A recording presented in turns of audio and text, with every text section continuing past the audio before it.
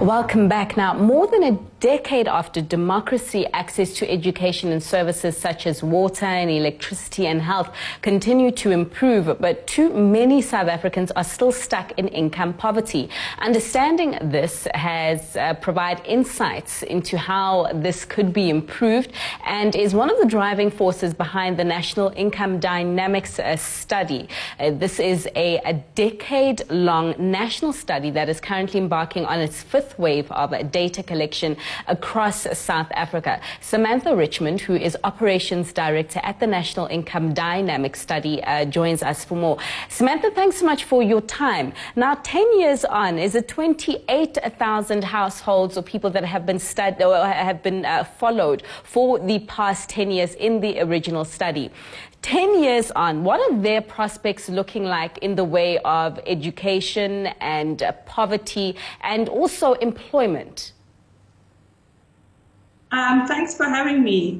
So the National Income Dynamics study is what we refer to as a panel study. And as you say, we've been following the same 28,000 people since 2008. Prospects, you know, as you had mentioned, in terms of poverty, we have about 47% of South Africans who have been stuck in income poverty the last four waves that we have seen them. Whether their prospects look any better, the results from the fifth wave, which we're currently taking, will be able to tell us that. There are some positive results from the study in terms of education, for example, where we are finding more kids are completing more levels of education than their parents, which is very promising.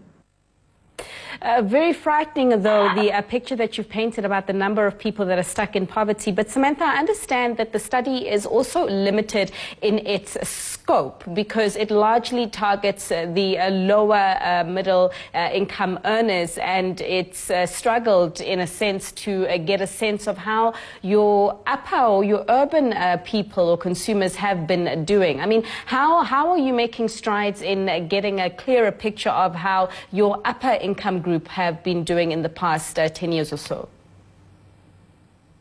Well, interestingly, when we sampled in 2008, we made sure that the sample was representative of all groups of South Africans, population group-wise, age, gender, as well as socioeconomic groups. So we have had the upper income folks in our study since 2008. But as with panel studies go, attrition at the top end is quite normal.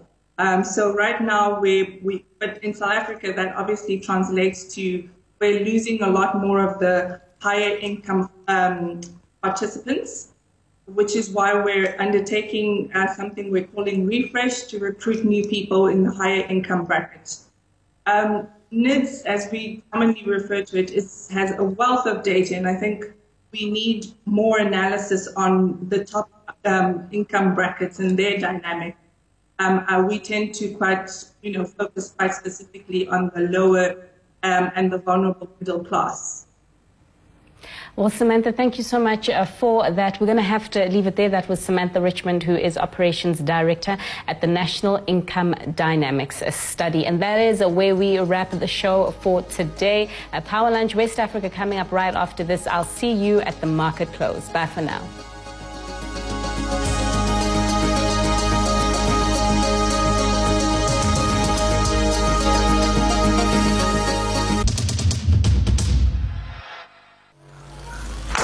You're hot is this hot, and you're big, this big. When you're deep is this deep, and you're busy, this busy. When you live in a place of possibility, when you're driving Africa's growth, you never stop moving forward. Standard Bank, moving forward.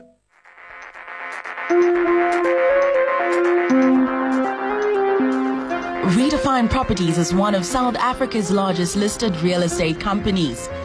To many, it is a trusted partner in the property market with a focus on